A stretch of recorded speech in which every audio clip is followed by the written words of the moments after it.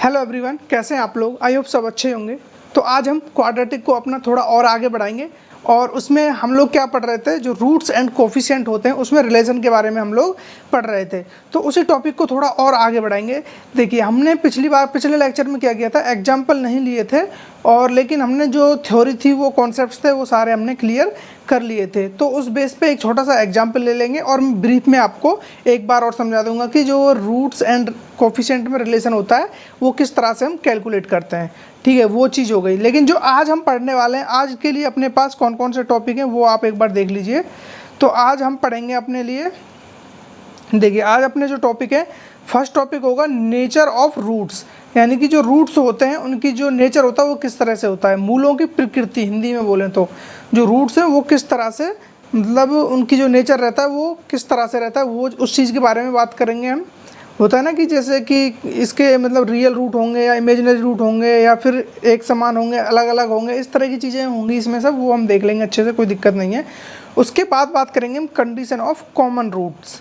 Condition of common roots में क्या होता है, देखो मैं आपको बता दूं, कंडीशन ऑफ कॉमन रूट एक तरह से कि जैसे कि किसी भी कोई क्वाड्रेटिक इक्वेशन है उसके दो रूट होते हैं, तो दो रूट में हो सकता है कि कोई एक रूट कॉमन हो सकता है कि दोनों रूट कॉमन हो, तो वो कंडीशंस होती है, उसके बारे में हम इसमें बात कर रहे होंगे। ठीक है, जो थर्ड पॉइंट है वो है अपना ग्राफ ऑफ क्वाड्रेटिक एक्सप्रेशंस। ठीक है, जो क्वाड्रेटिक एक्सप्रेशंस है उसके ग्राफ के बारे में हम बात करेंगे कि किस तरह से हम ग्राफ को ड्रॉ कर सकते हैं। तो ये अपने को पढ़ने इसमें, तो पहले ब्रीफ में छोटा सा हम पिछले लेक्चर के बारे में थोड़ा जान लेते हैं। ठीक है, तो पिछले लेक्चर में हम लोगों ने क्या पढ़ा था, हम लोगों ने जाना था कि अपने कोई भी इक्वेशंस होती हैं, क्वाड्रेटिक के बारे में आप जान चुके हो, उसके रूट्स एंड कोफिशिएंट का रिलेशन आप आसानी से निकाल लेते हो, हमने उस पे एग्जांपल्स भी किए हुए हैं। तो आज हम बात करेंगे जो हाई पावर वाली इक्वेशंस होती हैं। सपोज करो अपने पास 3 पावर की इक्वेशन है, ax³ plus bx² plus cx plus d is equal to 0, इस तरह की कोई इक्वेशन दी हुई है। इसके लिए बात करें हम, तो आपको ये पता होगा जब ये 3 पावर की इक्वेशन है तो इसके रूट भी कितने होंगे, 3 होंगे, अल्फ़ा बीटा एंड गामा, ये इसके रूट हो गए। ठीक है, अब देखिए यहाँ पे जो हमको कैलकुलेट करना होता था वो क्या निकालते थे, इसमें हम सबसे पहले निकालते थे alpha plus beta plus gamma, ये निकालते थे। उसके बाद सेकंड हम लोग कैलकुलेट करते थे इसमें alpha beta plus beta gamma plus gamma alpha. ठीक है, ये निकालते थे हम। एंड थर्ड क्या निकालते थे हम इसमें, अल्फ़ा बीटा इंटू गामा, ये कैलकुलेट करते थे। तो इन सब के फॉर्मूले मैंने आपको निकालना बता दिया था, किस तरह से हम इनको निकालते हैं वो सब आपको पता चल गया था। देखो इसका फॉर्मूला क्या होता है, आप फॉर्मूले की तरह इसको याद रख सकते हो। ये होता है माइनस के b/a, ये होता है अपना c/a और एंड ये होता है माइनस के d/a। अब ये मैंने किस तरह से लिख दिया इतनी आसानी से, तो वो मैंने आपको पिछले लेक्चर में बताया हुआ है, आप वहाँ जाके इन चीज़ों को देख सकते हो, या फिर मैं आपको थोड़ा और अभी एक्सप्लेन कर देता हूँ। देखिए यहाँ पे सीन क्या रहता है, आपको ये नहीं कि 3 पावर की हो, इसके अलावा 4, 5 जितनी भी पावर की एक्सप्रेशन आपको दी हुई है, कोई भी इक्वेशन दी हुई है, तो उसमें देखो क्या होता है, यदि अपने लिए देखो इसमें बेसिकली क्या हो रहा है, जो रूट्स हैं वो ऐड हो रहे हैं। यहाँ पे सिंगल सिंगल रूट ऐड हो रहे हैं, यहाँ पे डबल डबल रूट ऐड हो रहे हैं, यहाँ पे ट्रिपल रूट ऐड हो रहे हैं। अब यहाँ पे ट्रिपल का एक ही पेयर बन रहा है तो इसलिए यहाँ पे एक ही पेयर है अपने पास और रूट यहाँ पे नहीं ऐड करने के लिए। ठीक है, तो अब यहाँ पे बात करें सिंगल सिंगल के लिए, तो यदि सिंगल का मतलब ऑड, जब जब रूट्स ऑड में ऐड होंगे तब अपना माइनस सिंबल आएगा आगे, ये बात आपको पता होनी चाहिए। ये माइनस के बारे में मैंने आपको पहले भी बताया हुआ है कि जब जब आप यानी कि ऑड में ऐड करोगे तो माइनस सिंबल आएगा, और यदि आपके यानी कि सिंगल रूट ले रहे हो तो सिंगल का मतलब हुआ यानी कि एक एक रूट ऐड कर रहे हो आप, तो उसका मतलब हुआ कि आपको ऊपर b लेना है, यदि आप 2 ले रहे हो तो ऊपर c लेना है, यदि आप 3 ले रहे हो तो ऊपर d लेना है, एक बढ़ा के लेना है आपको ऊपर। और बाकी माइनस कब आएगा, जब रूट्स ऐड में जब रूट्स ऑड में ऐड हो रहे होंगे। तो अब यहाँ पे आप ये चीज़ें आपको आसानी से दिखाई पड़ रही होंगी। देखिए यहाँ पे माइनस क्यों आया, क्योंकि ऑड में ऐड हो रहे हैं, और b क्यों आया, क्योंकि यहाँ पे सिंगल रूट ऐड हो रहे हैं, तो b/अपॉन में हमेशा a आएगा। a क्यों आएगा, क्योंकि जो हम यहाँ पे बात कर रहे हैं वो जो मैक्सिमम पावर है, अपनी मैक्सिमम पावर क्या है 3, तो इसका जो कोफिशिएंट होता है a, जो भी यहाँ पे होता है वो अपॉन में आता है हमेशा, ये आप याद रखना। तो अब आपको हर चीज़ पता चल गई, ऊपर में b आएगा, a आएगा, c आएगा, d आएगा, वो पता चल गया, ऊपर माइनस आएगा नहीं आएगा वो पता चल गया, ऑड है तो माइनस आएगा, और इवन में ऐड हो रहे हैं तो अपना प्लस आएगा। देखिए यहाँ पे इवन ऐड हो रहे हैं, double double double double add हो रहे हैं, तो यहाँ पे प्लस के c आया, अपॉन में a हमेशा आएगा। ठीक है, ये चीज़ आपको यहाँ से पता चल गई। अब बात करते हैं हम एक एग्जाम्पल ले लेते हैं इस पर एक छोटा सा, उससे आपको और क्लियर हो जाएगा। यदि मैं आपके लिए एक क्वेश्चन देता हूँ, देखिए यहाँ पे एक एग्जाम्पल दिया हुआ है अपने लिए, कुछ इस तरह से है अपने पास 2x³ minus 3x square plus 7x minus 4 is equal to 0। ये क्वेश्चन दिया हुआ है और इसके जो रूट दिए हुए हैं वो यही रूट है same, alpha beta and gamma. अब यहाँ पे हमसे यही तीनों चीज़ें उसने पूछी हैं, तो बताइए आप किस तरह से कैलकुलेट करोगे। फर्स्ट क्या पूछा है, alpha plus beta plus gamma, ठीक है, ये बताना है हमको। सेकंड क्या बताना है, alpha beta plus beta gamma plus gamma alpha. And third point क्या बताना है हमें यहाँ पे, थर्ड पॉइंट है अल्फ़ा बीटा इंटू गामा, ये बताना है। तो ये तीनों हमें निकाल के देने हैं यहाँ से। तो देखिए किस तरह से निकालेंगे हम, बिल्कुल आसान है। जैसा कि मैंने आपको बताया था, देखिए यहाँ पे सिंगल सिंगल रूट ऐड हो रहे हैं तो माइनस बी अपॉन है आपको यहाँ पे दिखाई दे रहा है, लेकिन ये हमेशा नहीं रहेगा लिखा हुआ यहाँ। आपको तो याद रखना है कि सिंगल सिंगल ऐड हो रहे हैं, और यहाँ पे सिंगल का मतलब हो गया ऑड, ऑड का मतलब हो गया माइनस कंपलसरी है। अब सिंगल का मतलब है कि बी आने वाला है ऊपर, ए अपॉन में हमेशा रहता है, तो माइनस बी अपॉन है। अब यहाँ पे माइनस बी क्या है, आप इस इक्वेशन को कंपेरिजन कर सकते हो इसके साथ में, ax³ plus bx square plus cx plus D is equal to 0। इसके साथ कंपैरिजन करोगे आप तो आपको वैल्यू मिल जाएंगे यहाँ से, a इज इक्वल टू हो जाएगा 2, b इज इक्वल टू हो जाएगा -3 and c is equal to 7 and d is equal to -4 मिल जाएगा आपको यहाँ से, ठीक है। ये वैल्यू जो हो गई यहाँ से हमने सीधा कंपैरिजन कर दिया इस इक्वेशन का इस इक्वेशन के साथ। तो माइनस बी अपॉन है, तो b की वैल्यू कितनी है यहाँ पे -3, और माइनस हमको एक और लेना है, तो माइनस माइनस क्या हो जाएगा प्लस। तो यहाँ से जो आएगी वैल्यू वो आएगी 3/2। क्लियर, ये हमने एक लाइन में आंसर निकाल लिया इसका। इसी तरह से alpha beta, beta gamma, gamma alpha, ये हमसे पूछा है तो ये होता है c/a। तो c/a, c की वैल्यू क्या है वहाँ पे 7 और a की वैल्यू क्या है 2, तो 7/2। यहाँ पे बात करें तो इसकी वैल्यू होती है -d/a, तो d की वैल्यू -4, माइनस माइनस प्लस हो जाएगा, तो यहाँ पे क्या हो जाएगा, ये प्लस का 4 आ जाएगा, ठीक है। तो ये हो जाएगा 4/2, तो इसका मतलब हो गया 2। तो इस तरह से आप देखो कितनी आसानी से आपने तीनों आंसर इसके निकाल लिए। तो ये क्वेश्चन आ सकता है, छोटा कोई क्वेश्चन बनेगा तो, और जेईई मेंस के बेस पे तो बना भी सकते हैं। ये इक्वेशन ना दे, कोई और इक्वेशन दे दे, हो सकता है इसमें से किसी एक कोफिशिएंट को वो मिस कर दे, तो वो उसकी जगह क्या लोगे आप, 0 रख दोगे, ठीक है। ये चीज़ें हो गई यहाँ पे। अब आपको ये आसानी से समझ में आ गया होगा, हम लोगों ने एक एग्जाम्पल भी ले लिया, बाकी मैंने आपको ये पिछले लेक्चर में समझा ही दिया था, ठीक है। तो अब आगे बढ़ते हैं। आई थिंक आपको ये सब चीज़ें आसानी से समझ में आ रही होंगी। देखिए अब बात करेंगे हम अपना जो टॉपिक था नेचर ऑफ रूट्स, ठीक है। हम किसके बारे में बात कर रहे थे, नेचर ऑफ रूट्स। रूट्स का नेचर किस तरह से होता है इसके बारे में हम बात करने वाले हैं। तो सबसे पहले आपको यहाँ पे दिखाई पड़ रहा होगा the nature of roots of quadratic equation, of a quadratic equation. ये क्वाड्रेटिक इक्वेशन दी हुई है अपने पास, ax² plus bx plus c is equal to 0 is determined by its discriminant. Discriminant क्या होता है, d, इसको हिंदी में बोलते हैं विवेचक। यहाँ पे आप लिख सकते हो डिस्क्रिमिनेंट को हिंदी में क्या लिख सकते हैं हम, इसको विवेचक बोलते हैं हिंदी में, विवेचक। इसकी वैल्यू आपको पता ही क्या होती है, b² माइनस 4ac, जैसा कि यहाँ पे आपको दिखाई पड़ रहा होगा, ठीक है। तो ये बात हो गई इसके बारे में, discriminant d is equal to b² minus 4ac। अब जो रूट्स का नेचर है वो डिपेंड करता है इसी d के ऊपर। इस d की जो जो कंडीशंस होंगी उसी बेस पे इसके जो रूट्स हैं वो टोटली चेंज होते चले जाते हैं। देखिए सबसे पहले फर्स्ट पॉइंट की यदि हम बात करें यहाँ पे, तो फर्स्ट पॉइंट क्या है अपना, देखिए यहाँ पे फर्स्ट पॉइंट की बात करें तो if ABC belongs to R, ABC कोई भी रियल नंबर है, एंड जो D है मेन कंडीशन है जो वो लगने वाली है अपनी D पे। यहाँ पे D क्या है, D है यहाँ पे ग्रेटर देन 0। तो d ग्रेटर देन 0 हुआ तो यहाँ पे जो इक्वेशन है उसके कितने, 2 रूट होंगे, और दोनों कैसे होंगे, डिस्टिंक्ट रूट होंगे, अलग अलग होंगे। अब देखिए रूट की बात करें तो किस तरह से करेंगे हम, यहाँ पे मैंने बताया हुआ है आपको रूट क्या है। जैसे कोई भी ये इक्वेशन दी हुई है, इसके सपोज करो इसके रूट क्या दिए हुए हैं हमने, अल्फ़ा और बीटा इसके रूट दिए हुए हैं, तो उनको जो निकालने का तरीका वो क्या है, सिंपल सा यही होता है, हम श्रीधराचार्य से निकाल सकते हैं -b plus minus b plus minus under root b² minus 4ac, b² minus 4ac को हम d लिख सकते हैं, ठीक है, ये आपको पता है, और अपॉन में क्या आ जाएगा 2a। तो तो इस तरह से हम ये रूट निकालते हैं। अब यहाँ पे इन्हीं रूट्स की बात की गई है यहाँ पे कि ये किस तरह से होंगे। अब देखिए यदि यहाँ पे ये रूट जो डी की वैल्यू वो ग्रेटर देन 0 हुई तो ये जो रूट है अल्फ़ा बीटा ये डिस्टिंक्ट होंगे, अलग अलग होंगे और कैसे होंगे, रियल रूट होंगे।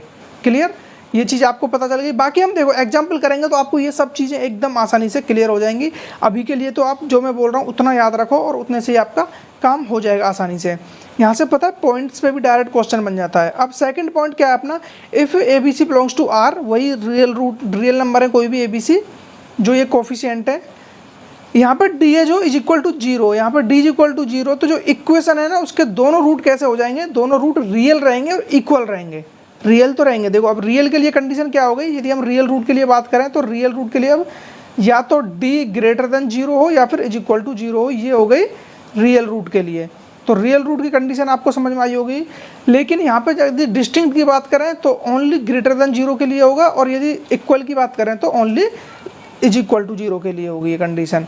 ठीक है, तो यहाँ पे अब बात कर ली हमने। थर्ड पॉइंट आता है अपना, if A B C belongs to R, A B C belongs to R है यानी कोई रियल नंबर है कोई भी, जो डी है वो लेस देन 0, इस बार डी क्या है, लेस देन 0। तो जो इक्वेशन है अब उसके पास कितने होंगे, हैज टू कॉम्प्लेक्स रूट, यानी कॉम्प्लेक्स रूट बोलो इसको आप, इसको हम कॉम्प्लेक्स रूट भी बोल सकते हैं और इसी को हम क्या बोल सकते हैं, इमेजिनरी रूट्स।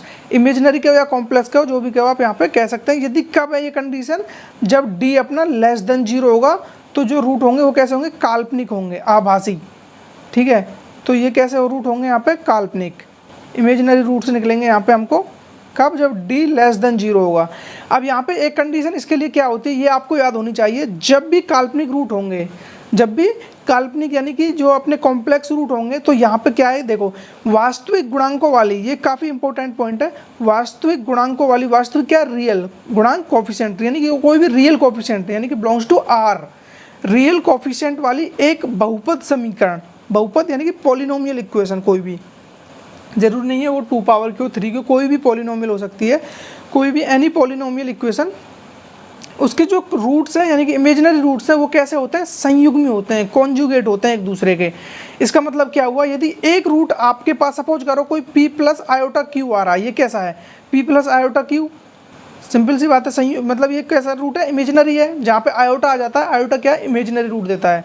यहाँ पे आपको एक चीज़ और पता होनी चाहिए, जो आयोटा स्क्वायर की वैल्यू वो -1 होती है, अभी के लिए आप ये याद रख लो, और बाकी ये चीज़ें हम आगे पढ़ते रहेंगे, लेकिन ये वैल्यू आपको याद होनी चाहिए। ठीक है, अब यहाँ पे एक चीज़ और बात करें, ये p प्लस आयोटा क्यू यदि इसका एक रूट है तो ये बात कंपलसरी है, ये श्योर है कि इसका जो दूसरा रूट होगा वो p माइनस आयोटा क्यू होगा। यदि एक root p plus iota Q है तो दूसरा इसका संयुग्मी होगा p माइनस आयोटा क्यू। इस तरह से इसके रूट्स में जो है रिलेशन होता है, ये बात हमको पता होनी चाहिए। अब आपको तीनों पॉइंट ये क्लियर हो गए होंगे। फर्स्ट क्या था, A B C belongs to R और ये 2 रियल एंड डिस्टिंक्ट रूट रख रहा था। यदि greater than 0 sorry is equal to 0 हो जाता है, इज इक्वल टू 0 के लिए क्या कंडीशन है, यहाँ पे ये इक्वल एंड रियल रूट हो जाएंगे। और if A B C belongs to R यानी कि डी लेस देन 0 हो जाता है तो लेस देन 0 पे क्या कंडीशन आ जाएगी अपनी, ये इक्वेशन जो भी इक्वेशन है उसके कितने रूट होंगे, 2 होंगे, लेकिन दोनों कॉम्प्लेक्स होंगे। ठीक है, इमेजिनरी होंगे, काल्पनिक होंगे। ये बात हो गई आपके लिए। अब थोड़ा और आगे बढ़ते हैं इसमें हम। ठीक है, अब यहाँ पे जो फोर्थ पॉइंट है वो किस तरह से है, देखिए यहाँ पे फोर्थ पॉइंट की हम बात करें तो फोर्थ पॉइंट में बोला है if A B C belongs to Q. यहाँ पे जो ए बी सी है वो कैसे हैं, क्यू बोलते हैं परिमेय, यानी कि रेशनल नंबर है कोई भी, जिसको p अपॉन क्यू के रूप में लिख सकते हैं, उसको बोलते हैं रेशनल नंबर। ठीक है, यहाँ पे वो ए बी सी तीनों क्या है, रेशनल नंबर है। एंड डी है, जो डी के लिए क्या कंडीशन है, D is the square of a rational number. यहाँ पे जो इंपॉर्टेंट पॉइंट है वो यही है, जो डी है वो क्या है, स्क्वायर है किसका, square of the rational number. D क्या है यहाँ पे, डी वही वाला डी है, बी स्क्वायर माइनस 4ac वाला। डी की वैल्यू क्या है यहाँ पे, बी स्क्वायर माइनस 4ac, इसी डी की मैं यहाँ पे बात कर रहा हूँ। यदि ये डी है जो ये रेशनल नंबर का स्क्वायर हुआ, यदि ये रेशनल नंबर का स्क्वायर हुआ तो जो रूट्स हैं वो कैसे होंगे, रेशनल होंगे, यहाँ पे ये बात क्लियर है एकदम। यदि अपने पास कोई भी ABC कोई भी रेशनल नंबर दिए हुए हैं और D है, जो D क्या है, किसी भी रेशनल नंबर का स्क्वायर है, तो जो रूट है वो भी रेशनल होंगे। ये पॉइंट आप अच्छे से याद रख लेना। यहाँ पे पॉइंट से डायरेक्ट क्वेश्चन बनते हैं भाई साहब, एकदम डायरेक्ट पूछ लेते हैं, ठीक है। वो आपको कथन दे देगा कि कथन 1 सही है, कथन 2 1 का सही जवाब है, इस तरह से क्वेश्चन आपको वो यानी कि स्टेटमेंट में बना देगा। Statement is false, statement first वाले स्टेटमेंट का मतलब सही जवाब है, इस तरह से वो घुमा फिरा के पूछ लेगा। जो फिफ्थ पॉइंट है यहाँ पे, फिफ्थ पॉइंट की हम बात करें तो फिफ्थ पॉइंट है if ABC belongs to Q, वही condition, and D is not the square of any rational number. यहाँ पे जो Q है, जो D है, सॉरी D B² - 4AC, वो किसी भी रेशनल नंबर का स्क्वायर नहीं है, तो हम बोल देंगे जो रूट्स आने वाले हैं वो आएंगे इर्रेशनल। सीधी सी बात है यहाँ पे। यदि जो D स्क्वायर हुआ किसी रेशनल नंबर का, तो यहाँ पे आएंगे रेशनल रूट, और यदि D हुआ मतलब किसी भी रेशनल नंबर का स्क्वायर नहीं हुआ, तो इर्रेशनल रूट यहाँ पे हमको मिलने वाला है। यदि अब बात करें हम 6 पॉइंट की, तो यहाँ पे हम बात करेंगे A = 1 दिया हुआ है, ये फिक्स है A की वैल्यू, जो मतलब फर्स्ट कोफिशिएंट है, यानी कि जो क्वाड्रेटिक इक्वेशन क्या है, अपनी क्वाड्रेटिक इक्वेशन सपोज करो ये है AX² + BX + C = 0। यहाँ पे यानी इस वाले जो इसका हाईएस्ट कोफिशिएंट है x² का जो भी कोफिशिएंट है हाईएस्ट पावर का, यो क्या है A यहाँ पे। तो यहाँ पे A के लिए बात की है उन्होंने, A के लिए क्या बात की है कि वो है 1। इसका मतलब क्या, ये 1 हो जाएगा तो इक्वेशन क्या आ जाएगी, x² + BX + C। और जो B और C है वो कोई भी इंटीजर है, एनी इंटीजर हो सकते हैं, ठीक है, कोई भी पूर्ण अंक है। तो एंड D के लिए क्या बोला, D is the square of N integer. जो D है वहाँ पे वो क्या है, किसी इंटीजर का स्क्वायर है। तो वही सेम चीज़ है यहाँ पे भी, जो फिर रूट्स होंगे वो इंटीजर हो जाएंगे। क्लियर। देखो तीनों पॉइंट एक जैसे हैं, कोई दिक्कत वाली बात नहीं है। यदि कोई भी ABC बिलोंग्स टू Q हुआ, यानी कि ABC रेशनल नंबर है, तो D यदि किसी रेशनल नंबर का स्क्वायर बन गया तो सीधी सी बात है रूट्स भी रेशनल हो गए। यदि D किसी रेशनल नंबर का स्क्वायर नहीं बना तो रूट्स इरेशनल हो जाएंगे। यदि D किसी इंटीजर का ABC, A तो 1 है, BC इंटीजर है, और यहाँ पे यदि वो किसी इंटीजर का स्क्वायर बन गया D, तो यहाँ पे जो रूट्स हैं वो भी इंटीजर हो जाएंगे। ये पॉइंट आपको याद होने चाहिए, ये एकदम इम्पोर्टेंट बात है, ये मतलब होना ही चाहिए आपको याद, ठीक है, किसी भी कंडीशन में। ठीक है, अब बात कर लेते हैं थोड़ा और हम। अब बात, एक क्वेश्चन दिया हुआ है अपने लिए, देखिए इफ़ 1 रूट ऑफ, यहाँ पे क्या बोला है, if 1 root of a quadratic equation is 1 + 3i या फिर 3 आयोटा। यहाँ पे एक रूट हमें दिया हुआ है, तो हमें क्या है, एक फाइंड द क्वाड्रेटिक इक्वेशन, तो हमें द्विघात समीकरण ज्ञात करना। यदि हमारे पास एक रूट पहले से दिया हुआ है तो देखिए क्या करना होगा हमको। यहाँ पे सिंपल सा फंडा, कोई दिक्कत नहीं आने वाली है आपको। देखिए रूट कौन सा दिया हुआ है, हमें एक रूट दिया हुआ है, सपोज करो ये अल्फ़ा है, तो अल्फ़ा बराबर क्या दिया हुआ है हमें, 1 + 3 आयोटा। ठीक है, एक रूट हमें दे दिया। तो अब हमको पता है जब भी किसी क्वाड्रेटिक इक्वेशन के किस तरह के यानी कि कॉम्प्लेक्स रूट होंगे तो वो कैसे होते हैं, हमेशा संयुग्मी होते हैं एक दूसरे के। जब एक 1 + 3 आयोटा है तो दूसरा क्या होगा, यहाँ पे जो बीटा है वो हो जाएगा अपना 1 - 3 आयोटा, ये इसका संयुग्मी होगा।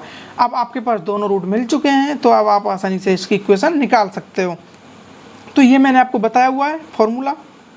इक्वेशन निकालने का क्या होता है, x² माइनस, यहाँ पे आप रूट्स का सम कर दोगे, इंटू x प्लस यहाँ पे आप इनका डॉट प्रोडक्ट कर दोगे इज इक्वल टू 0। तो ये हो गया अपना x² minus alpha plus beta, alpha की वैल्यू 1 + 3 आयोटा, एंड यहाँ पे हो जाएगा +1 - 3 आयोटा इंटू x प्लस यहाँ पे आप लिख दोगे 1 + 3 iota 1 - 3 iota, 1 + 3 iota into 1 - 3 iota. ठीक है, अब देखिए यहाँ पे इसको मैं नेक्स्ट पेज में ले लेता हूँ एक बार, उसमें आपको आसानी से समझ में आ जाएगा। देखिए यहाँ पे क्या है, क्या इक्वेशन बन रही थी अपनी, x² plus alpha plus beta into x plus, sorry minus आएगा वहाँ, पहले यहाँ पे प्लस आएगा लेकिन यहाँ माइनस आएगा,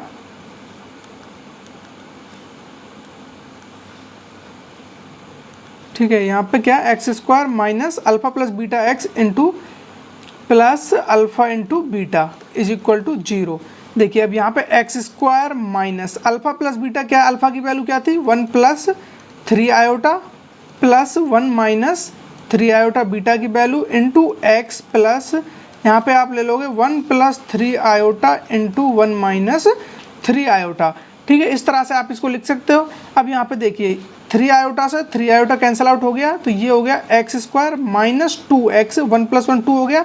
यहाँ पे 1 + 3 आयोटा 1 - 3 आयोटा, ये एक तरह से आपको दिखाई पड़ रहा होगा, ये कुछ यानी कि इस तरह से बन गया a² माइनस b², इसका फॉर्मूला बन गया है। तो ये क्या होता है a + b × a - b, ठीक है। ये यहाँ पे ये कंडीशन यहाँ पे लगा सकते हो आप। तो ये क्या हो जाएगा जब आप ये लगाओगे यहाँ पे, तो 1 का स्क्वायर 1 होता है, तो +1 माइनस 3 आयोटा का स्क्वायर करोगे आप, 3 आयोटा का होल स्क्वायर, तो 3 3 से 9 हो जाएगा। और आयोटा स्क्वायर है, आयोटा स्क्वायर की वैल्यू होती है -1, और यहाँ पे माइनस पहले से है, तो ये हो जाएगा प्लस, ठीक है, = 0। तो यहाँ पे जो फाइनल आंसर आ गया वो आ गया x² minus 2x + 10, x² - 2x + 10 = 0। ये क्या अपना फाइनल आंसर आ गया, जो कि हमें कैलकुलेट करनी थी इक्वेशन, वो यहाँ पे निकल के आ चुकी है। अब आप इसके यदि क्रॉस चेक करना हो तो सिंपली आप क्या करोगे, ये अपने पास कोई इक्वेशन दी हुई है, इसका रूट आपको निकालने हो, तो जो रूट निकल के आएंगे वो अपने यही रूट निकल के आएंगे। कौन से वाले, ये वाले। यदि आप इसको करने बैठोगे तो जो ये रूट है ये आपको क्रॉस चेक में निकल के आ जाएंगे, ठीक है। इस तरह से आप आसानी से इसको सॉल्व कर सकते हो। अब थोड़ा और आगे बढ़ते हैं। अब बात करते हैं हम अपने नेक्स्ट क्वेश्चन की, ठीक है।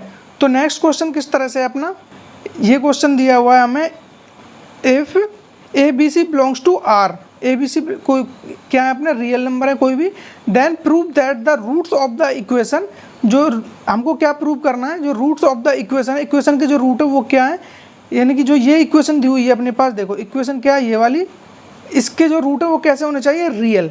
क्या बोला है उसने, यदि ये रियल नंबर है ABC, तो सिद्ध करना है हमको जो ये समीकरण जो इक्वेशन दी हुई है इसके मूल कैसे हैं, वास्तविक है, रियल रूट है। अब आपको पता होगा रियल रूट की कंडीशन क्या है, सबसे पहले आपके माइंड में यही आना चाहिए। पहले तो आप क्या करोगे, सिंपली सॉल्व करने के लिए क्या करोगे, इक्वेशन को लिखोगे। पहले तो आप सॉल्यूशन लिखने से पहले क्या करोगे, सबसे पहले तो सॉल्यूशन करने का स्टार्टिंग कहाँ से करोगे, इक्वेशन से। x² minus 2ax plus a² minus b² minus c² = 0, ये इक्वेशन दी हुई है। अब यहाँ पे क्या बोला है उन्होंने कि इसके कैसे रूट आने चाहिए, रियल रूट। और रियल रूट की कंडीशन आपको पता है अच्छे से क्या होती है, d > 0। =0 क्यों ले रहे हैं, क्योंकि इसने ये नहीं बोला है कि रूट वो इक्वल है, उसने बस इतनी बात कही है कि रूट कैसे आने चाहिए, रियल आने चाहिए, इक्वल हो, डिस्टिंक्ट हो, उससे मतलब नहीं है। यदि यहाँ पे कंडीशन लगा देता वो कि डिस्टिंक्ट चाहिए तो ओनली हम > 0 लेते, फिर = नहीं लेते। यदि वो ओनली सेम मतलब इक्वल रूट की बात करता तो = 0 लेते बस, ठीक है। तो डी की वैल्यू आपको पता, डी क्या होता है यहाँ पे, b² माइनस 4ac, तो बी की वैल्यू क्या है यहाँ पे -2a। देखिए यहाँ पे यही तो लगाओगे, b² माइनस 4ac > 0, तो b की वैल्यू हो जाएगी यहाँ पे -2a, तो ये हो जाएगा 4a² माइनस 4 × a की वैल्यू यहाँ पे 1 है, c की वैल्यू, ये पूरी c की वैल्यू है यहाँ पे a² minus b² minus c² > 0, ठीक है। यहाँ पे ये हो गया। अब बात करते हैं इसमें, देखो अब आपको क्या करना है, यहाँ पे ये 4 का अंदर आप जैसे मल्टीप्लाई करने जाओगे तो क्या आएगा यहाँ पे, ये हो जाएगा 4a² minus 4a² minus 4b² minus 4c², sorry ये माइनस माइनस ये प्लस हो जाएगा, और ये भी कैसा हो जाएगा, प्लस हो जाएगा, और ये हो जाएगा > 0। अब यहाँ पे 4a² से तो 4a² कैंसिल आउट हो गया, ठीक है। यहाँ पे बचा अपना 4, आप कॉमन ले सकते हो, या फिर इसको आप ऐसे लिख सकते हो, देखो 4 × b² प्लस c² > 0। आप इस 4 को अंदर भेज सकते हो इस तरह से, यानी कि ये हो जाएगा 2b प्लस 2c का होल स्क्वायर, यहाँ पर कर सकते हो आप 2b² प्लस 2c² > 0। इस तरह से आप इसको लिख सकते हो। 2 को आपने इस सब के अंदर भेज दिया। एक सेकेंड, इसको हम अलग अलग लिख देते हैं। देखिए इस तरह से लिख सकते हैं इसको। यदि मैं बात करूं यहाँ पे, देखिए इसको क्या लिख सकते हैं हम, इस 2 को आप अंदर भेज दो यहाँ पे, तो इसको आप सिंपली लिख दोगे 2b का होल स्क्वायर प्लस 2c का whole square greater than is equal to 0। अब यहाँ पे देखिए कंडीशन ये सेटिस्फाइड है या नहीं है। देखिए ये 2b², आप b की चाहे जो भी वैल्यू रखोगे उसको आप 2 से मल्टीप्लाई कर दो तो वो हमेशा क्या आएगा, एक पॉजिटिव नंबर आएगा, प्लस ये भी कैसा आएगा, पॉजिटिव नंबर आएगा हमेशा। आप इसके साथ चाहे जो भी करोगे ये कैसा नंबर मिलेगा आपको, ये पॉजिटिव नंबर मिलेगा। और ये greater than is equal to 0, या तो ये 0 होगा या 0 से बड़ा होगा। ये ट्रूथ जो अपना स्टेटमेंट आया ये कैसा है, ऑलवेज ट्रूथ है। तो इसलिए हम बोल सकते हैं कि जो ABC हैं, सॉरी जो यहाँ पे इक्वेशन है इसके कैसे रूट्स है वो कैसे हैं, रियल रूट। ये कैसे पता चला हमको, इस कंडीशन से। यहाँ पे जो D की वैल्यू है वो क्या है, greater than is equal to 0 है। हमने ये वाली कंडीशन लगाई और जो लास्ट में रिजल्ट आया वो कुछ यही आ रहा है कि जो ये हमेशा कैसा रहेगा, greater than is equal to 0 ही रहेगा। आप चाहे A, B और C की कोई भी वैल्यू ले लो, उससे कोई फर्क पड़ने वाला नहीं है। चाहे आप उसमें नेगेटिव पॉजिटिव जो वैल्यू लोगे ले लेना, कोई दिक्कत इससे नहीं आने वाली है। तो ये क्वेश्चन आपको आसानी से समझ में आ गया होगा। नहीं आया तो आप एक बार फिर से देख लेना और क्लियर हो जाएगा आसानी से, ठीक है। अब बात करते हैं नेक्स्ट क्वेश्चन की। तो अब देखिए यहाँ पे जो ये क्वेश्चन है इसमें क्या पूछा है हमसे, यहाँ पे बोला ABC बिलोंग्स टू Q, यानी कि ये रेशनल नंबर है कोई भी ABC। और जो यहाँ पे प्रूव क्या करना है, हमको प्रूव करना है कि जो रूट्स हैं वो इस इक्वेशन के कैसे रूट्स हैं, रेशनल हैं। अब देखिए ये फोर्थ वाला पॉइंट है अपना, फोर्थ पॉइंट से आपको याद आ रहा होगा वहाँ पर क्या बात बोली थी। यदि अपने पास कोई भी ABC रेशनल नंबर दिए हुए हैं और जो D है, D B² - 4AC वाला D, ठीक है, डिस्क्रिमिनेंट जिसको बोलते हैं। यदि D अपना कोई भी रेशनल नंबर का स्क्वायर हुआ तो जो रूट्स हैं वो रेशनल होंगे। अब यहाँ पे क्या बात बोली उन्होंने कि जो ABC वो तो रेशनल दिए हुए हैं और जो इक्वेशन है उसके वो रेशनल रूट हैं, ये बात आपको प्रूव करनी है। तो ये प्रूव करने के लिए सिंपल सी बात क्या है, हम D को क्या बनाएंगे, किसी रेशनल नंबर का स्क्वायर बनाएंगे बस। तो D की कंडीशन लगा, तो यहाँ पे क्या दिक्कत है, वही तो करना है यहाँ पे। तो सॉल्यूशन में सबसे पहले क्या करोगे आप, सबसे पहले क्या करोगे, सबसे पहले तो आप यहाँ पे उस इक्वेशन को लिख लो जिसके बारे में आप बात कर रहे हो। तो इक्वेशन क्या है अपने पास यहाँ पे, A + C - B × x² - 2cx + B + C - A = 0। इस इक्वेशन के बारे में बात कर रहे हैं हम, ठीक है। अब देखिए यहाँ पे सबसे पहले क्या करेंगे, हम D निकालना है हमको। तो D के लिए क्या करोगे, D का फॉर्मूला आपको पता ही है, B² - 4 × AC। तो B की वैल्यू क्या है यहाँ पे, B की वैल्यू -2C, तो -2C का स्क्वायर करोगे तो आप 4C² हो जाएगा, -4 × A की वैल्यू क्या है यहाँ पे, A + C - B × C की वैल्यू क्या है यहाँ पे, C की वैल्यू यहाँ पे B + C - A = जो भी आएगा, हम D निकाल रहे हैं यहाँ पे। तो B² - 4AC होता है, ठीक है। अब देखिए यहाँ पे B², ये आप क्या करोगे, आप इस दोनों का, आप देखिए यहाँ पे एक चीज़ दिखाई पड़ रही होगी आपको। यहाँ पे मैं कोशिश करूँगा कि A - B A + B जैसा कुछ बन जाए। तो ये क्या हो जाएगा, A² - B² बन जाएगा। तो A² - A + B A - B क्या होता है, A² - B²। तो ऐसे ही आपको क्या दिमाग लगाना होता है कि इस तरह की कोई भी सिचुएशन में बन सकती है तो बनाएं। देखिए सबसे पहले मैं उसी चीज़ को लिख दूंगा यहाँ पे, ये तो सेम एज इट इज लिख दो, 4C² - 4। अब देखिए जो कंडीशन है वो यहाँ से बनने वाली है। यहाँ पे देखो A + C - B, A + C - B, और यहाँ पे है B + C - A, ठीक है। यहाँ पे आप सपोज करो C + A - B, इस तरह से लिख रहे हो आप, इसको एज इट इज रहने दे रहे हो। ये अपना ऐसा ही है, A + C या फिर C + A - B। यहाँ पे मैं बोल रहा हूँ आपसे, यहाँ से आप माइनस कॉमन ले लो, ठीक है। यहाँ से इसको C+ कर लो पहले आप एक बार, उससे क्या है कि हम C² का मल्टीप्लाई करके उसको कैंसिल आउट कर दें। देखो अभी समझ में आ जाएगा आपको। इसको A + C लिखो या C + A लिखो, एक ही बात है। तो C + A - B, और यहाँ पे आप बना लोगे, देखो C माइनस, यहाँ पे दिखाई पड़ रहा है आपको, तो ये हो जाएगा C - A - B। मैंने माइनस कॉमन ले लिया इन दोनों में से, A और B में से माइनस कॉमन लोगे तो आप यहाँ पे क्या हो जाएगा, A और ये तो माइनस का था, ये प्लस का हो गया, और ये प्लस का था, ये माइनस का हो गया। C एज इट इज है। माइनस कॉमन लेने से क्या हो गया यहाँ पे, ये C - A - B जैसा कुछ बन गया। इसको हम एक और कोष्टक में बंद कर सकते हैं क्योंकि यहाँ पे डबल कोष्टक लग गया है। अब देखिए यहाँ पे ये क्या है, इसको आप A कंसीडर करके चलो, इसको आप पूरे को B कंसीडर करके चलो। तो ये हो गया A + B, और यहाँ पे इसको A कंसीडर करो, इसको B कंसीडर करो, तो ये हो गया A + B and A - B। इस तरह से आप फॉर्मूला क्रिएट कर सकते हो, ठीक है। अब आप सिंपली क्या करोगे, अब आपको चीज़ें एकदम समझ में आ गई होंगी। 4C² माइनस, अब ये हो जाएगा 4 × ये क्या हो गया, C यानी ए स्क्वायर माइनस बी स्क्वायर हो जाएगा, तो ये हो गया सी का स्क्वायर माइनस ए माइनस बी का होल स्क्वायर। क्लियर, ये फॉर्मूला आपके लिए अब निकल के आ गया।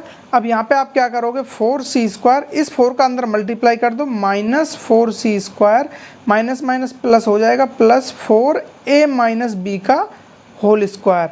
ठीक है, अब यहाँ पे 4c स्क्वायर से तो 4c स्क्वायर कैंसिल हो गया। अब फाइनली जो यहाँ पे बचा अपने पास, वो बचा 4a माइनस बी का होल स्क्वायर। ठीक है, 4a माइनस बी का होल स्क्वायर। अब आपको पता चल गया होगा, देखिए ये जो 4 है ये तो कभी भी अपना नेगेटिव हो नहीं सकता, और ये किसका, एक 2 का स्क्वायर है। आप इसको इस तरह से लिख सकते हो, देखिए इस 4 को मैं अंदर भेज रहा हूँ, तो ये हो जाएगा 2a माइनस 2b का होल स्क्वायर। तो अब ये किसी रेशनल नंबर का परफेक्ट स्क्वायर बन गया, क्योंकि a रेशनल है अपना, b रेशनल है और 2 रेशनल नंबर है ही। तो यहाँ पे जो कंप्लीट है ये एक रेशनल 2a माइनस 2b क्या हो गया, रेशनल नंबर, ये इसका क्या बन गया, स्क्वायर। और यही बात हमने की थी यहाँ पे, ये रेशनल रूट तब होते हैं जब a b c तीनों रेशनल होते हैं, उसके अलावा जो d की वैल्यू है वो किसी रेशनल का स्क्वायर आ जाए। तो यहाँ पे जो d की वैल्यू है, जो d की वैल्यू वो क्या है, ये रेशनल नंबर का स्क्वायर बन चुका है यहाँ पे। तो इसका मतलब क्या हुआ कि जो रूट हैं इस इक्वेशन के वो कैसे हैं, रेशनल। इस तरह से आप बिल्कुल आसानी से इस चीज़ को कैलकुलेट कर सकते हो बिना किसी टेंशनबाजी के। ठीक है, ये क्वेश्चन आपको एकदम आसानी से समझ में आ गया होगा। आई होप आपको ये क्वेश्चन करने में काफ़ी मज़ा भी आया होगा। ठीक है, अब नेक्स्ट क्वेश्चन की तरफ चलते हैं। तो नेक्स्ट क्वेश्चन इस तरह से अपना, if the roots of the equation x, root पहले तो देखो इक्वेशन क्या है अपने पास, इक्वेशन है x square minus P x plus 9 is equal to 0 are different and real. इसके जो रूट हैं वो कैसे हैं, डिफरेंट हैं एंड रियल हैं। तो इसका मतलब आपको क्या समझ में आ गया, और आपको कैलकुलेट क्या करना है, पी की वैल्यू। जैसे ही आपने इक्वेशन को लिखा और इक्वेशन के बारे में थोड़ा सोचा, इक्वेशन क्या है, x square minus P x plus 9 is equal to 0। ठीक है, इक्वेशन क्या कह रही है हमसे कि इसके जो रूट हैं वो कैसे हैं, पहली बात तो रियल हैं, एंड रियल होने के साथ साथ कैसे हैं, वो डिफरेंट रूट हैं। ठीक है, डिफरेंट मतलब डिस्टिंक्ट रूट हैं। तो डिफरेंट रूट होने का मतलब हो गया कि यहाँ पे जो d की वैल्यू है वो क्या आने वाली है, greater than 0, is equal to नहीं आएगा, क्योंकि वो रियल एंड डिफरेंट। तो इसके लिए कंडीशन क्या थी, d is equal to d greater than 0। ठीक है, इज इक्वल टू नहीं आएगा यहाँ पे, इज इक्वल टू तब आता है जब वो एक समान होते हैं, यानी कि सेम रूट होते हैं। ठीक है, तो ये पॉइंट कौन सा है अपना, आई थिंक सबसे फर्स्ट वाला पॉइंट यही था। तो वही चीज़ें घुमा फिरा के वही चीज़ें आपको याद होनी चाहिए, उन्हीं के बेस पे सारे क्वेश्चंस हैं। ठीक है, तो d की वैल्यू आपको पता है बी स्क्वायर माइनस 4ac, तो लगा दो यहाँ पे बी स्क्वायर माइनस 4ac। तो b की वैल्यू यहाँ पे क्या है, माइनस पी, तो माइनस पी का स्क्वायर करोगे तो पी स्क्वायर माइनस 4 इंटू ए की वैल्यू 1 है, c की वैल्यू 9 है। ठीक है, ग्रेटर देन क्या आना चाहिए, 0। तो यहाँ पे अब क्या आ जाएगा, देखो ये क्या बन गई, ये क्वाड्रेटिक इक्वेशन बन गई, P square minus, sorry quadratic नहीं है, क्वाड्रेटिक है लेकिन इसमें p वाली टर्म नहीं है, स्क्वायर वाली तो है। तो ये हो गया, इसको मल्टीप्लाई कर देंगे, 4 9 जा 36, तो ये हो गया अपना p square minus 36 greater than 0। ठीक है, p square minus 36 greater than 0 हो गया। अब इसको लिख सकते हैं हम p plus 6 into P minus 6। यहाँ पे ये a plus B A minus B हो गया ना, पी स्क्वायर माइनस 6 का स्क्वायर, और ग्रेटर देन क्या है, 0। ठीक है, अब ये चीज़ आपको ड्रॉ करना आता होगा नंबर लाइन पे, या तो आप यहीं भी इसका आंसर छोड़ सकते हो, और आप चाहो तो इसको थोड़ा और आगे ले जा सकते हो। देखिए किस तरह से, यहाँ पे ये क्या हो गया अपना, p plus 6 and p minus 6 greater than 0। Number line पे किस तरह से ड्रॉ करोगे, आप देखो सबसे पहले तो आप एक लाइन ड्रॉ कर लो, यहाँ पे आप 0 मेंशन कर दो। अब जिन जिन वैल्यूओं पे ये 0 हो रहा है, ये पूरी इक्वेशन, वो आप नंबर डिनोट कर दीजिए।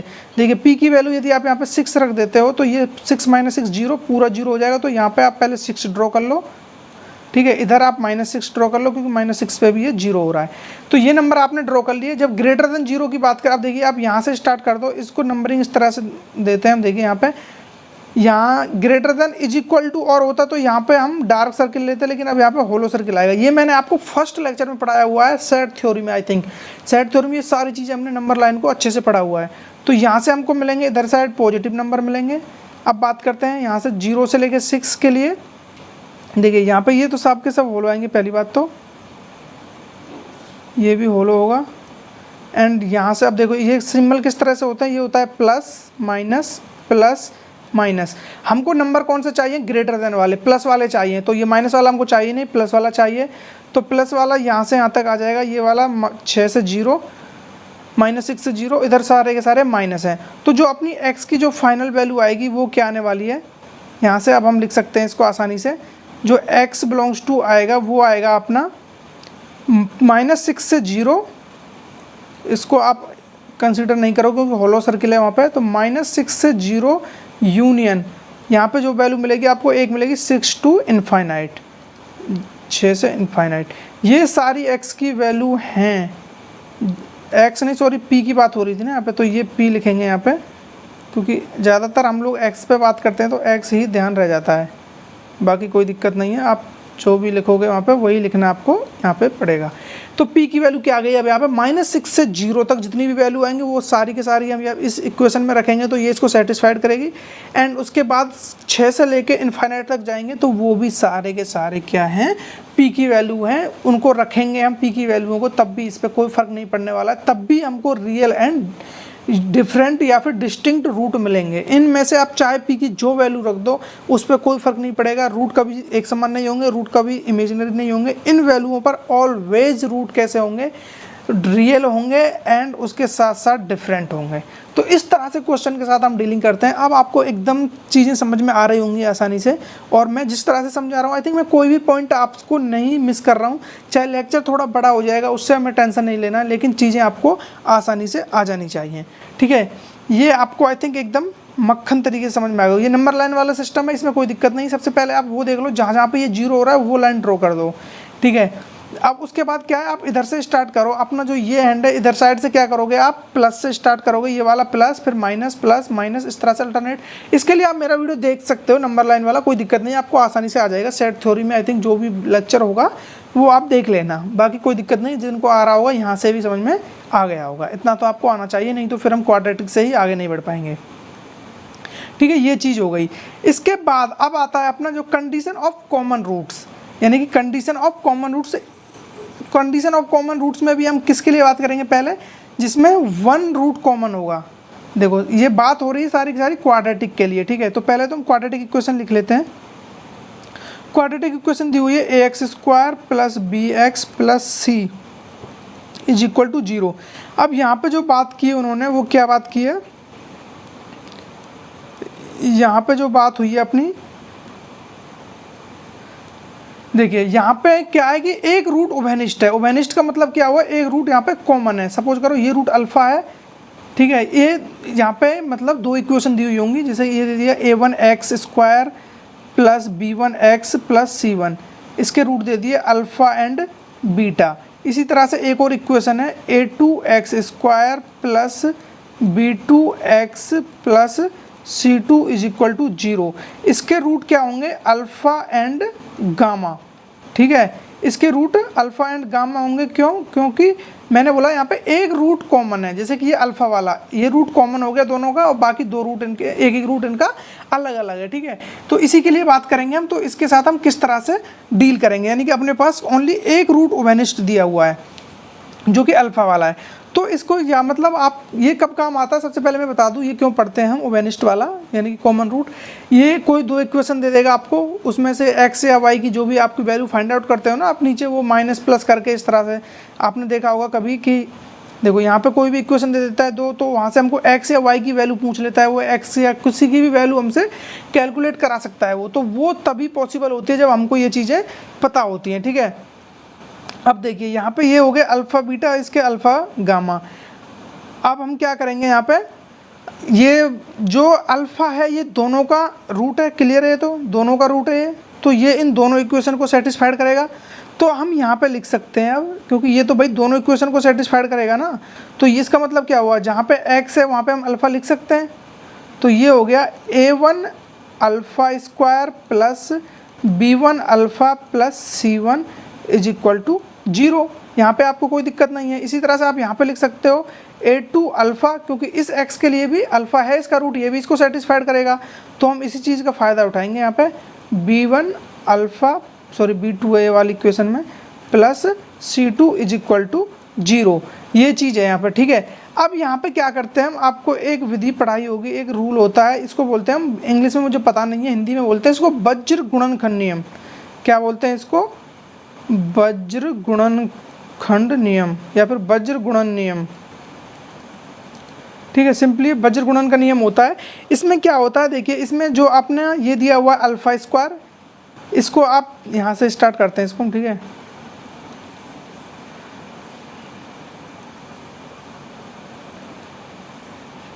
देखो हमसे सीधी लाइन ड्रॉ नहीं हो रही है, क्या जमाना आ गया।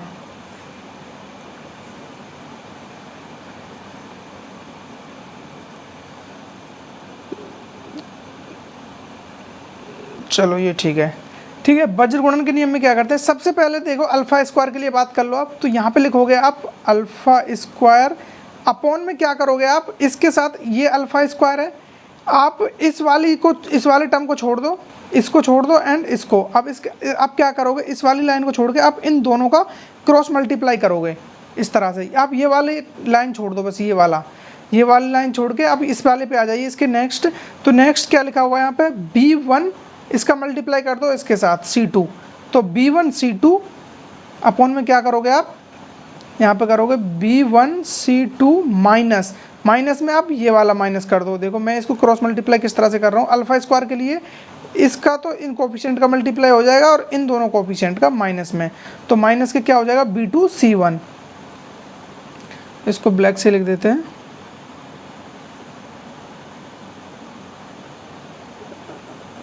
B2 C1, ठीक है। ये हो गया यहाँ पे एक पॉइंट। इसके अलावा अब इसको हम ये इज इक्वल टू होगा किसके, अब देखो इस बार हमने यहाँ पे प्लस लिया, अब यहाँ पे आप माइनस सिंबल ले लो और अल्फा ले लो, अपॉन सेम वही चीज़, इस बार अल्फा वाली ये टर्म ली है, तो अब आप इसके लिए इन टर्म्स को भूल जाओ, इन वाले दोनों को, ये वाली जो रो है आप इसको भूल जाइए सिंपली, इस वाली को, ठीक है। इसको भूल जाओगे तो आपके पास ये दो बचेंगी, ये A1 इंटू C2, तो यहाँ पे लिखोगे आप A1 इंटू C2 माइनस, आप इन दोनों का मल्टीप्लाई कर दोगे A2 इंटू C1, ठीक है, इज इक्वल टू सेम वही चीज़। अब यहाँ पे आ जाओगे आप कांस्टेंट वाली टर्म पे, तो यहाँ पे लिखोगे आप फिर से 1, ये चीज़ ऐसे चलती है प्लस माइनस प्लस, इस तरह से आप इसको याद रख सकते हो।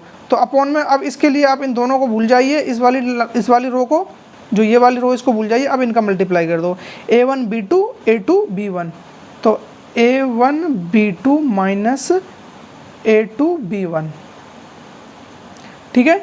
इस तरह से आप इनको निकाल सकते हो। अब यहाँ पे आपके लिए चाहे जो भी वैल्यू दे देगा, वो जो इसमें रिलेशन होता है वो कुछ इस तरह से होता है। कंडीशन तो बेसिकली यही होती है इसकी, ठीक है। कंडीशन की आप बात करो तो कंडीशन क्या है, यही कंडीशन है इसमें कि जो ये रूट हैं ये अपने कोफिशिएंट के साथ इस रिलेशन में होते हैं।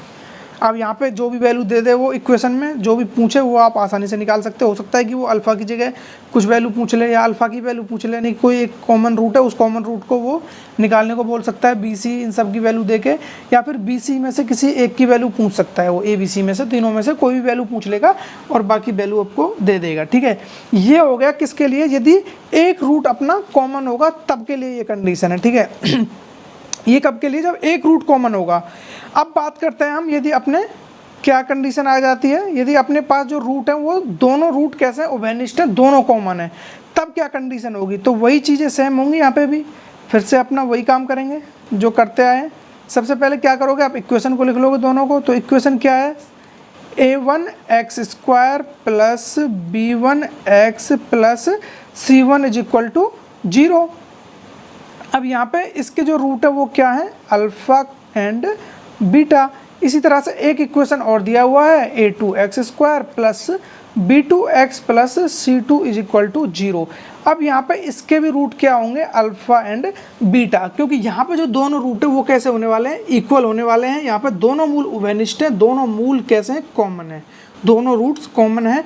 तो सीधी सी बात है, इस तरह से लिखेंगे। अब इनकी कंडीशन है वो बड़ी सिंपल है, आप उसको आसानी से लिख सकते हो, ठीक है।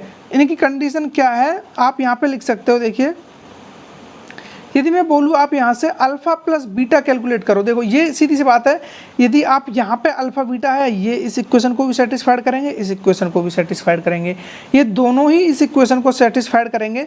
तो आपको एक चीज़ पता होगी, यदि मैं आपसे बोलूँ आप यहाँ पे अल्फ़ा प्लस बीटा निकालो, तो अल्फा प्लस बीटा आप क्या निकालोगे, तुरंत बोलोगे माइनस बी अपॉन ए, क्योंकि ये चीज़ आप पढ़ चुके हो क्वाड्रेटिक इक्वेशन में, क्योंकि यहाँ पे दोनों के लिए यही लगेगा।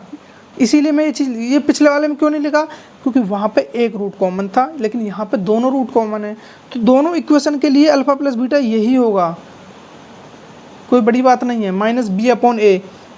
अब जो B1 B2 वो सारी चीज़ें वो आप अपनी मर्ज़ी से यहाँ पे लिख दोगे। जैसे कि आप इसके लिए बात करोगे, इस वाले के लिए फर्स्ट के लिए, तो इस वाले में हो जाएगा B1 A1, एंड यहाँ पे बात करोगे आप तो इसके लिए हो जाएगा माइनस B2 A2 दूसरी वाली के लिए। एंड इसी तरह से आप बात करो अल्फ़ा इंटू बीटा, तो ये क्या होता है, अल्फ़ा इंटू बीटा क्या होता है, C अपॉन ए, C अपॉन ए होता है। अब दोनों के लिए सेम होगा, लेकिन यहाँ पे क्या हो जाएगा, फर्स्ट वाले के लिए C अपॉन A1 और सेकंड वाले के लिए हो जाएगा C2 अपॉन A2, तो ये दोनों इक्वल होंगे आपस में, क्योंकि alpha plus beta, alpha into beta दोनों सेम रूट हैं, सेम चीज़ें उसके साथ सेम चीज़ें इसके साथ होंगी, तो दोनों भी आपस में इक्वल ही होंगे, सीधी सी बात है। तो यहाँ से ये दोनों कंडीशन निकल के आती हैं, माइनस B1 अपॉन A1। अब यहाँ पे आप माइनस से माइनस कैंसिल आउट कर सकते हो, तो यहाँ पे आप इस चीज़ को ऐसे भी बोल सकते हो, B1 upon A1 is equal to B2 upon A2, ठीक है, ये आप यहाँ पे बोल सकते हो। अब बाकी तो आप यहाँ से क्या कर सकते हो, जैसे A1 अपॉन A2 की वैल्यू निकाल सकते हो, आप इनका क्रॉस मल्टीप्लाई करके इस तरह से फिर वो वैल्यू यहाँ पे पुट करके वो और आप इसमें रिलेशन बना सकते हो, ठीक है। जी, अब सबसे पहले तो आपने ये चीज़ निकाल ली, ये आपको आना चाहिए था और ये ही इसमें सबसे बड़ी बात थी आपके लिए। यहाँ पे ये B2 है। अब देखिए B1 upon B2 is equal to A1 upon A2, B1 upon A1 is equal to B2 upon A2, ये आप निकाल लिया। C1 upon C2 is equal to C1 upon A2 is equal to C2 upon A2, ये आपने निकाल लिया, ठीक है। अब ये चीज़ आपको आ गई होंगी। अब मैं आपसे बात करूँ इसी में, जैसे कि हमको निकालना हो, इसमें हम क्या लिख सकते हैं, इसको इस तरह से भी लिख सकते हैं। देखिए मैं यहाँ पे एक लाइन ड्रॉ कर देता हूँ, इसको हम इस तरह से भी लिख सकते हैं, B1 upon B2 is equal to A1 upon A2, and इसको हम इस तरह से भी लिख सकते हैं, C1 upon C2 is equal to A1 upon A2। तो इसका मतलब क्या हुआ, A1 upon A2 is equal to B1 upon B2 is equal to C1 upon C2। इन तीनों को हम इस फॉर्म में आसानी से लिख सकते हैं, ठीक है। ये चीज़ आपको फाइनली समझ में आ जाना चाहिए। यहाँ पे किस तरह से लिख रहे हैं हम, देखिए सिंपल सी बात है, ये है अपना A1 अपॉन A2, यहाँ से क्या करोगे आप A1 अपॉन A2, इसको आप इधर भेज दीजिए, इसको इधर भेज दीजिए, क्रॉस मल्टीप्लाई करोगे तो ये A ऊपर चला जाएगा, A1 अपॉन A2 क्या हो जाएगा, B1 अपॉन B2, तो ये चीज़ मैंने यहाँ पे लिख दी, A1 upon A2 upon B1 upon B2, and C1 upon C2 इस वाले के लिए सेम हो जाएगा, C1 अपॉन इसको नीचे ले आओ C2 इज इक्वल टू हो जाएगा A1 अपॉन A2, ठीक है। जब A1 upon A2 is equal to C1 upon C2 यहाँ से दिखाई पड़ रहा है, तो A1 upon A2 is equal to B1 upon B2 यहाँ से भी हमको दिखाई पड़ रहा है। देखो यहाँ से सारी चीज़ें एकदम क्लियर हैं, तो हम फिर तीनों को एक साथ भी हम लिख सकते हैं, A1 upon A2 is equal to B1 upon B2 is equal to C1 upon C2। I think आपको ये एकदम क्लियरली समझ में आ गया होगा, इसमें आपको कोई टेंशन नहीं आनी चाहिए, ना ही कोई दिक्कत होनी चाहिए, ठीक है। अब आगे बढ़ते हैं। ये आपको पता होना चाहिए, रिलेशन होते हैं, यदि दोनों मूल सेम हुए, कॉमन हुए, तो आप ये कंडीशन लगा दोगे, और यदि आपका कोई एक रूट कॉमन है तो आप ये वाली कंडीशन लगा दोगे। दोनों कंडीशन आपको पता होनी, या तो आप याद रख लो। देखो इसमें सिंपल से याद करने का तरीका ये है, आपको पता है कि ये माइनस, ये पहले आप स्टार्ट करोगे अल्फा स्क्वायर से, तो अल्फा स्क्वायर, फिर जो उसको छोड़ के दोनों का क्रॉस प्रोडक्ट और माइनस कर दो बीच में, इसी तरह से इज इक्वल टू, फिर माइनस सिंबल ले लो, फिर ऐसे क्रॉस प्रोडक्ट, इधर 1 ले लो, क्रॉस प्रोडक्ट वही माइनस वाला, सेम चीज़ें हैं, कोई दिक्कत नहीं आएगी आपको, ठीक है। ये हो गया डबल के लिए। अब बात करते हैं हम, देखिए अब जो अपना नेक्स्ट टॉपिक है वो क्या है, वो है ग्राफ ऑफ क्वाड्रेटिक एक्सप्रेशन, ठीक है। अब ये हम कर पाएंगे नेक्स्ट लेक्चर में, क्योंकि ऑलरेडी लेक्चर काफ़ी बड़ा हो गया है। मैं नहीं चाहता कि आप बोर हो जाएं पढ़ते पढ़ते इन चीज़ों को, क्योंकि जितना हम अच्छे से पढ़ेंगे, धीरे धीरे पढ़ेंगे, उतना ही आपको आसानी से समझ में भी आएगा और उतना ही आपको मज़ा भी आएगा, ठीक है। तो ये वाला हम कल देखते हैं इसके बारे में, इसमें काफ़ी चीज़ें हैं। अभी तो ये हो गया ग्राफ ऑफ क्वाड्रेटिक एक्सप्रेशन, फिर क्वाड्रेटिक के अलावा हम इससे भी जो हाई पावर वाली इक्वेशंस हैं उनके भी ग्राफ पढ़ रहे होंगे। एकदम ग्राफ को इन डेप्थ पढ़ेंगे, क्योंकि ग्राफ एक ऐसी चीज़ है जो आपको बहुत बात तक काम में आती रहेगी। मतलब ग्राफ तो एकदम छोड़ना ही नहीं है आपको किसी भी तरह से। फिर उसके बाद हम अपना इसके बाद ग्राफ ऑफ क्वाड्रेटिक एक्सप्रेशन यानी ग्राफ के लिए पूरा एक वीडियो बना देंगे, उसमें आपके सारे ग्राफ ले लेंगे, कोई दिक्कत नहीं है, जितने भी होंगे। उसके बाद हम स्टार्ट कर देंगे अपना ट्रिग्नोमेट्री मैथ वाला, ठीक है। तो फिर आप एंजॉय कर सकते हैं इस लेक्चर को और पढ़ाई करते रहें इसी तरह से। फिर मिलते हैं किसी नेक्स्ट लेक्चर में, तब तक के लिए पढ़ाई करते रहें। All the very best.